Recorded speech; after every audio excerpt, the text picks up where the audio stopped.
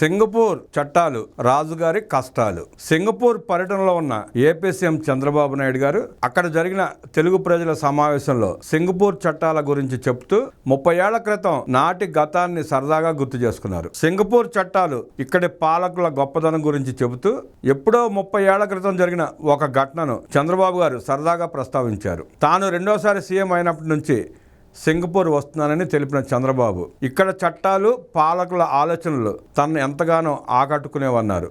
ఇక్కడ పాలసీలను కఠిన చట్టాలను చూసిన వాటిని మన రాష్ట్రంలో కూడా అమలు చేసే ప్రయత్నాలు చేసినట్లు చెప్పారు ఆయన. సింగపూర్ ఎంత గొప్పదంటే ఎప్పుడు సిగరెట్ తాగే అశోక్ గజపతి రాజు లాంటి వారు కూడా ఇక్కడ చట్టాలకు భయపడి నాడు సింగపూర్ వచ్చినప్పుడు సిగరెట్ వెలిగించలేదని నవ్వుతూ గతాన్ని గుర్తు చేసుకున్నారు. రెండోసారి సీఎంగా ఉన్న సమయంలో తాను మంత్రి అశోక్ గజపతి రాజుతో కలిసి సింగపూర్ వచ్చానని, ఎప్పుడు సిగరెట్ వద్దన్నా వినని అశోక్ గజపతి రాజు అప్పుడు సింగపూర్లో మాత్రం ఎక్కడా సిగరెట్ ముట్టుకోలేదని అన్నారు.